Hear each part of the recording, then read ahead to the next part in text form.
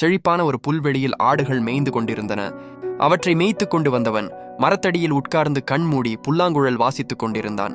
புல்வெளியை சுற்றி வேலி போடப்பட்டிருந்தது. அதன் அருகே ஓர் ஆட்டுக்குட்டி மேய்ந்து கொண்டிருந்தது. வேலிக்கு வெளிப்பக்கம் இருந்த ஓநாய் ஒன்று ஆட்டுக்குட்டியை பார்த்தது. வேலிக்குள் முகத்தை நுழைத்துக் கொண்டு ஓநாய் எதையோ பார்ப்பது போல பாசாங்கு செய்தது. அதை பார்த்த ஒரு ஆட்டுக்குட்டி, "உனக்கு என்ன வேண்டும்?" என்று கேட்டது.